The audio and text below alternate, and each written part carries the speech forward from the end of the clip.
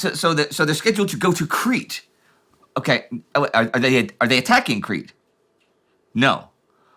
Well, okay, what? The Ionian Sea? Well, are they going to attack Greece? No. They're sailing with the shipping convoys too. Wait. There aren't any enemy ships to worry about. Man, this is really confusing. What? Aha? What aha? I don't see any aha. What aha? June 11th, 1943. Hitler has ordered you to design your offensive plans around the Blitzkrieg, around armored spears driving ahead. But if you're Walter Model, you say, nah, and make other plans. But you don't tell Hitler.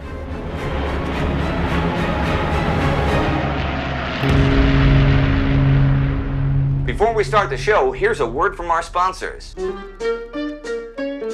Visit yesteryear for a better tomorrow.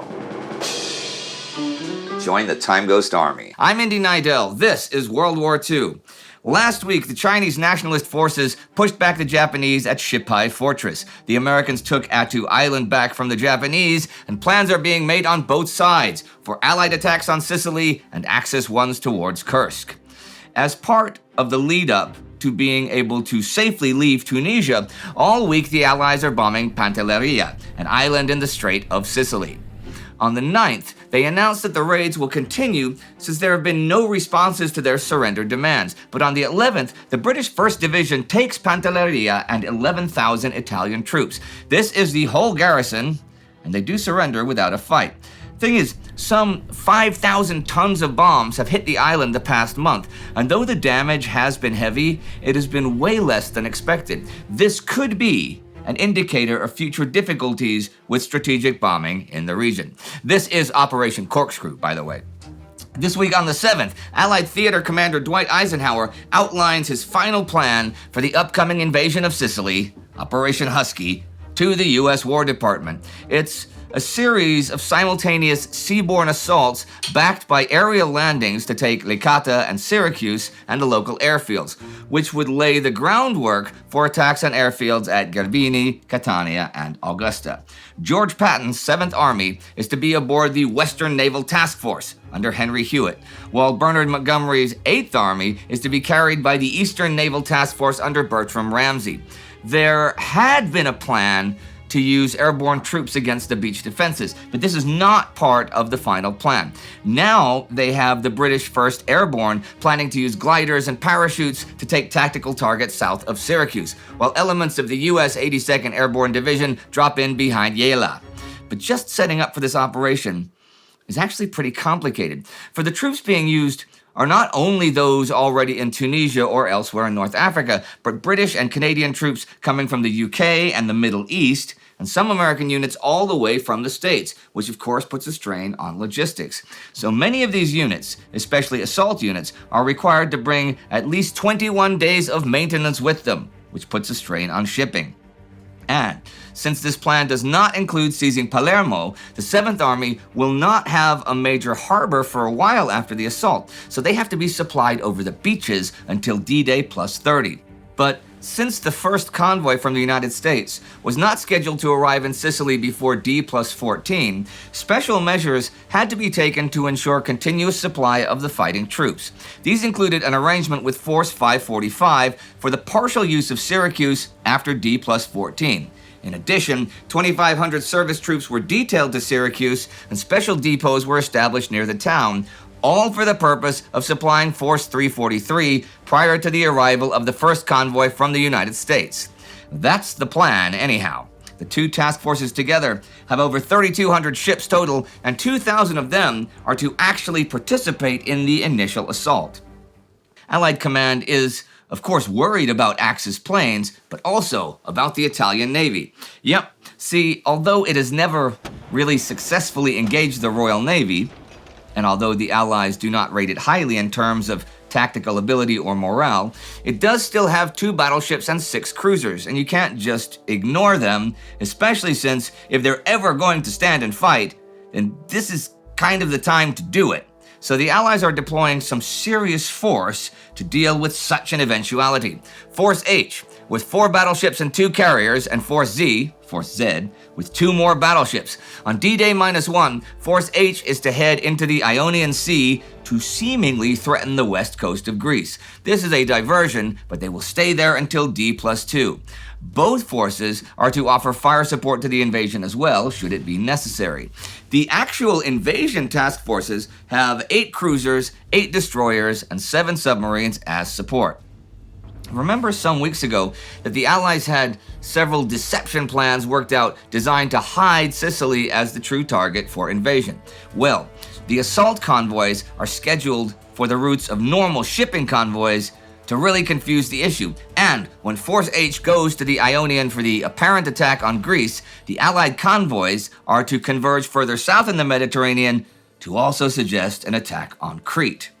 The attack on Sicily is scheduled for July 10th. One campaign coming to an end this week is happening in China. On the 6th, the Chinese finally have the fresh troops of the 74th Corps arrive at the Hubei-Hunan border, and they just destroy 2 Japanese brigades there. The next day, the Chinese 3rd Division destroys the Japanese 13th Division headquarters there, and by today, the 11th, the Chinese have retaken all of the ground in Hunan and Hubei provinces lost to the Japanese since May the 5th. The Japanese are also losing in the skies this week. On the 7th, they begin a series of raids on Guadalcanal, where the American forces are assembling for an offensive in a few weeks into the central Solomon Islands. Allied fighters destroy 23 Japanese planes and lose 9 of their own. And the Japanese also suffered a loss last week, as we saw, in the Aleutian Islands. The restoration of the Stars and Stripes over Attu brought a renewed call in the United States for more resources to be concentrated on the Pacific War.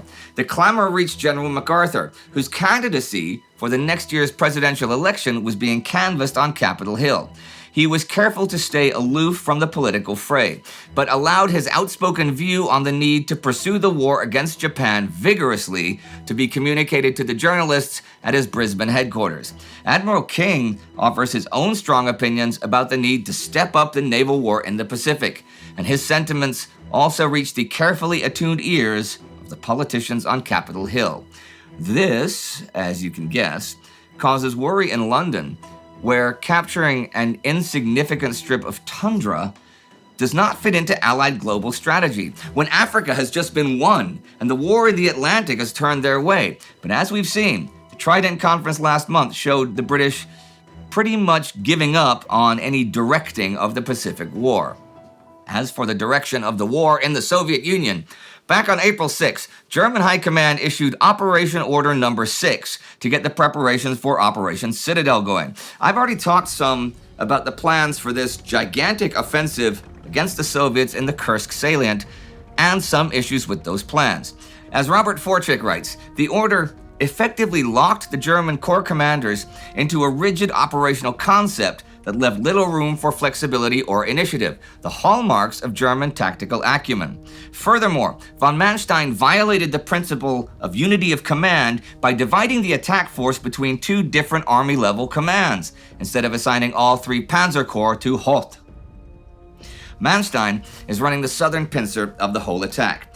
His operational plan is pretty much just putting together corps-sized groups of force, bringing in lots of Luftwaffe support, and then blasting straight through Nikolai Vatutin's defenses and onto Kursk. He's delegated all details of this plan to Hermann Hoth and Werner Kempf. Hoth is to make the main drive with the 2nd SS Panzer Corps and 48th Panzer Corps, and Kempf will make the supporting attack with the 3rd Panzer Corps and 11th Army Corps to cover Hoth's right flank. This means there will likely be communication issues between Hoth and the 3rd Panzers, and the possibility that Hoth and Kempf will end up fighting disjointed battles. Both Hoth and Kempf are aware that Vatutin is building several lines of defense, but it seems as if they are unaware of their scale. They also are not really making plans for overcoming battlefield obstacles and are assuming that engineers at the divisional level can handle the Soviet minefields. Manstein will also have to run this whole thing while still holding the rest of his 400-kilometer front line with 1st Panzer Army and the new Sixth Army, and he doesn't seem to have considered how he will hold the flanks of a penetration corridor all the way to Kursk against Soviet armored counterattacks. Walter Model is in charge of the northern pincer. Now, his withdrawal from the Rzhev salient back in March very much shortened his front lines and gave him a bunch of reserve divisions, and both he and his superior Gunther von Kluge have wanted to use those as defense against any Soviet summer offensives. But Adolf Hitler is not interested in defense. In that operation order, Hitler makes clear he believes they can surround and destroy a greater force at Kursk than they lost at Stalingrad and take back the strategic initiative. So, as Manstein smashes straight through the southern defenses, Model is to do so in the north against Konstantin Rokossovsky's central front. Model does not like this plan, however. Most of his divisions are at only as much as 60% of their authorized strength, and his armor is pretty depleted, though Hitler has promised to fix that. Model also knew that the Soviets were heavily fortifying the Kursk salient, that Rokossovsky's forces had built 3 lines of defense, and that they outnumbered his own troops by at least 2-1. Consequently, he was not sanguine about the prospects for success. Model was being ordered to mount a frontal assault against a very strong fortified line with a numerical inferiority in men and tanks. His assessment was that, at best, he would gain some ground, albeit at great cost. Precisely what Stavka wanted to occur. Model intended to disappoint them. He feels that even should they reach Kursk, it will be a Pyrrhic victory. Kluge does not agree, and he downplays the Soviet defensive buildup. But Hitler has delayed launch dates several times, partly because of Model's concerns, until armor reinforcements can reach his attack groups. In May, Model got 2 companies of Tiger tanks, which is pretty good. Though it is important to point out, they do not have extra engines, road wheels, and transmissions with them. Unlike Manstein, Model is very deeply concerned with how he'll hold the flanks of an armored corridor smashing some 80 kilometers straight on for Kursk.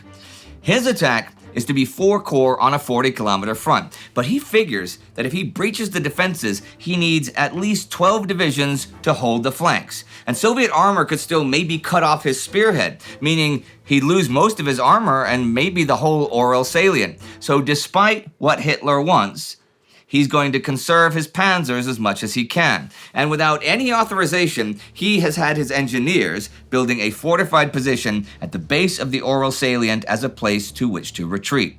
2 panzer divisions with 169 tanks are kept out of his citadel planning to defend there, just in case.